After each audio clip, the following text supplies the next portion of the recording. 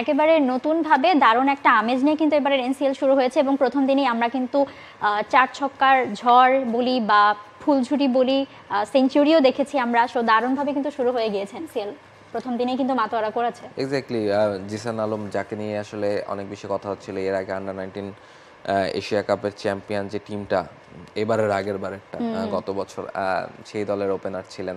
এরপর তারা ওয়ার্ল্ড কাপে খেলেছেন এবং এনসিএল এর প্রথম দিনে তিনি আসলে তার দলের হয়ে সেঞ্চুরি করে ফেলেছেন, এবং সেটা আসলে দারুণ ব্যাপার। এরকম ইয়াং ক্রিকেটার যখন তিনি এইরকম ঘরোয়া লিগে, তাও এনসিএল টি-20 একটা আসলে অনেক দিনের চাওয়ার একটা টুর্নামেন্ট বাংলাদেশের, এরকম একটা ঘরোয়া টি-20 লিগ বাংলাদেশে এর আগে কখনো হয়নি।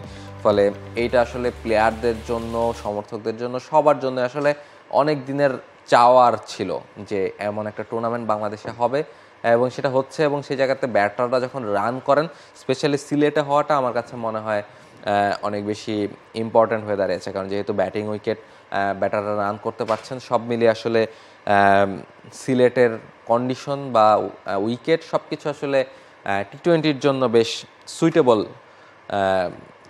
খেলার জন্য। এবং সেই জায়গাটা থেকে সিলেটের আসলে অ্যাকচুয়াল ওয়েদারটা কেমন, শীত কতখানি পড়লো, বা উইকেটের আচরণ কেমন, সব কিছু আমরা সিলেট থেকেই জানতে চাইবো। আমাদের সহকর্মী রিফাত এমিল সেখানে আছেন, আমরা যদি রিফাত এমিলকে সংযুক্ত করতে পারি।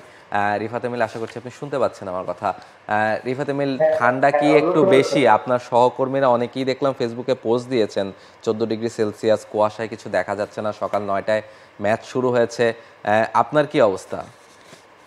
আমার অবস্থা ঠিকঠাক, যদিও সকাল 9টার দিকে যখন আসি তখন অবস্থা বেশ খারাপই ছিল। বেশ মানে ঠান্ডা যাকে বলে, ঠিক ঢাকায় কেমন শীত করছে সেটা জানি না, তবে সিলেটে আপাতত ঠিকঠাক, মানে শীত যাকে বলে ঠিক সেটাই জেগে ধরেছে। তবে আপনি যেটা বলছিলেন যে ক্রিকেটের জন্য অনেকখানি মানে পারফেক্ট ওয়েদার, আর সিলেটে হওয়া মানে আমরা জানি যে আমাদের দেশের উইকেট গুলোতে সব উইকেট রান করতে উইকেট না, তবে সিলেটে সিক্সটিতে টি-20 প্রায় 70টার মতো ম্যাচ হয়েছে সিলেট আন্তর্জাতিক ক্রিকেট স্টেডিয়ামে। এখানে রান রেট 7.9 একটা ক্রিকেট মাঠে যখন আপনার 70টার মতো ম্যাচ হয়, রান রেট প্রায় 8 থাকে, তার মানে বোঝাই যায় যে ওই মাঠে কত বেশি রান হয়। এটাই বুঝতে পারি ক্রিকেটারদের জন্য সবচেয়ে বড় পাওয়া। একটা টুর্নামেন্টের প্রথম দিনে যখন এরকম একটা ঝড়ো সেঞ্চুরি আসে, তখনই ওই টুর্নামেন্টের টোনটা সেট হয়ে যায়। আমার হুট করে আইপিএল এর ওই ব্রেন্ডন ম্যাককালামের ইনিংসটার কথা মনে পড়ছে, যেটা 2008 সালে তিনি কেকেআর এর হয়ে খেলেছিলেন, খুব সম্ভবত 158 রান করেছিলেন। ঠিক তেমন বড় ইনিংস না হলেও তেমন একটা বিস্ফোরক ইনিংস যাকে বলে, ঠিক সেই কাজটাই নিশান করে অন্তত এনসিএল টি-20 টোনটা সেট হয়েছে দুই মাঠেই, মানে দুটো মাঠেই একসঙ্গে খেলা হচ্ছে। তো আর্টিস্ট করছে নিজস্ব প্রোডাকশনে দুটো ম্যাচই দেখা যাচ্ছে। কিন্তু সবচেয়ে বড় ইম্পর্টেন্ট ব্যাপার যে দুটো মাঠেই 190 পেরোনো রান হয়েছে। আর রেস করতে গিয়েও দলগুলো বেশ ভালো এখন পর্যন্ত লড়ছে বটে, কিন্তু ওই যে টুর্নামেন্টের টোন সেট হওয়ার যে ব্যাপারটা, একটা মাঠে 205 রান হয়েছে আর আরেকটা মাঠে প্রায় 192 রান, বড় রান এই সিলেট দিচ্ছে রাহুল রান। রিফাত এমিল, নতুন করে নতুন একটা আমেজে শুরু হয়েছে এনসিএলটা। গতকাল আমরা ক্যাপ্টেন্স মিট দেখছিলাম, ক্যাপ্টেনরাও বলছিলেন যে তারা আসলে খুবই মানে মজা পাচ্ছেন যে এনসিএলটাকে এতটা গুরুত্ব দিয়ে লাইভ টেলিকাস্ট, সেই সাথে জার্সি, সবকিছু ট্রফি নিয়ে মানে তারা বেশ মানে উচ্ছ্বসিত। আপনাকেও দেখেছি প্রেজেন্টেশন সেরেমনিতে, সবাইকে আসলে খুব ভালো লেগেছে। সো নতুনভাবে নতুন আমেজে যে এনসিএল শুরু হলো প্রথম দিনে, সেটার আজ কতটা লাগছে মাঠের খেলায়? মাঠের খেলা ঠিক আমি যেটা বলছিলাম, আপনি প্লেয়ারদের আসলে অনেক দিনের যাওয়া।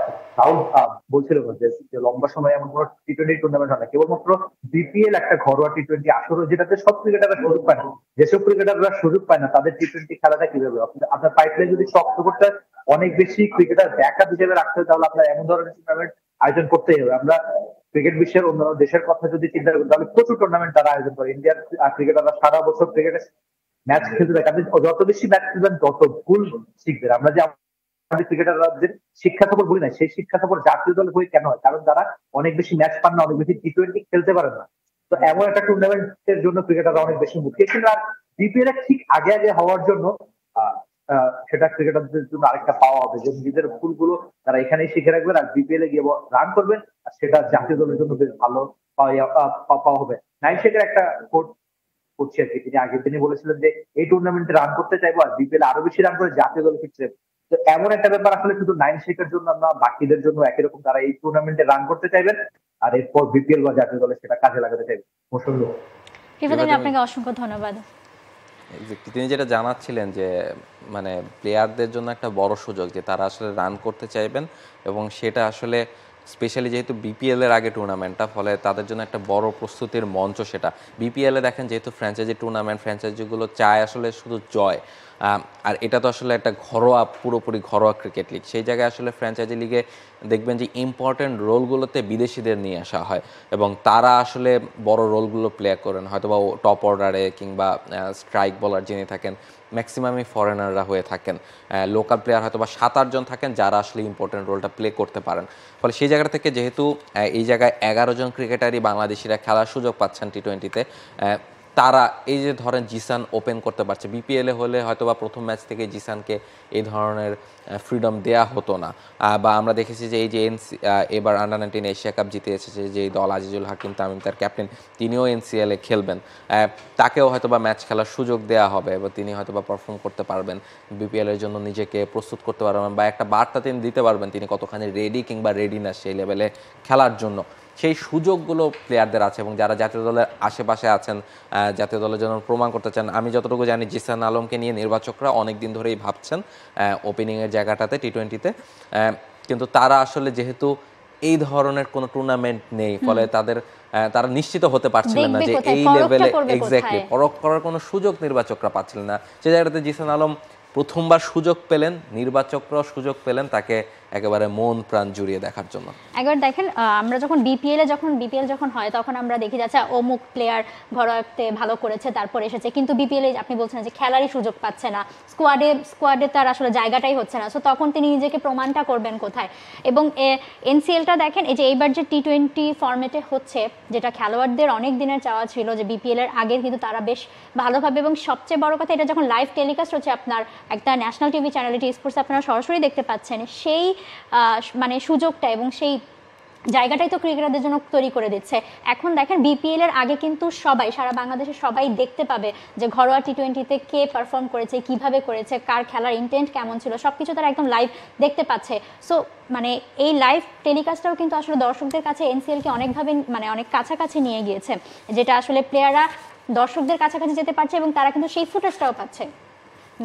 ম্যাক্সিমাম আমরা কি দেখি বিপিএল এ যে বিদেশি প্লেয়ারই সব ফুটেজ খেয়ে যায়। এক্স্যাক্টলি না, লোকাল প্লেয়ার যারা আছেন তারা আসলে যারা এনসিএল এ খেলেন তাদের জন্য একটা বড় পাওয়া। আপনি যেটা বলছিলেন যে যেহেতু এটি লাইভ টেলিকাস্ট হচ্ছে, ফলে অনেক সময় আসলে ইন্টারন্যাশনাল লেভেলে এসে বা বিপিএল এর মতো আসলে এসে এতগুলো ক্যামেরা, এত দর্শক সবকিছু দেখে অনেক কিছু শুধু মাঠের বাইরেও কিন্তু বেশ কিছু ব্যাপার আছে ক্রিকেটে, বা ম্যাচের মাঝখানে প্রেজেন্টেশনে ইন্টারভিউ দেওয়া, সবকিছুই একটা ট্রেনিং এর ব্যাপার। আপনি দেখেন সেই জায়গাগুলোতে একটা প্রস্তুতি প্লেয়ারদের হয়ে যাচ্ছে ক্রিকেট, এবং ক্রিকেটের বাইরেও যে প্রস্তুতি আছে সেগুলো এনসিএল টি-20-তে হচ্ছে। আশা করছি এমন টুর্নামেন্ট বাংলাদেশের ক্রিকেটকে আরো অনেক বেশি সমৃদ্ধ করবে।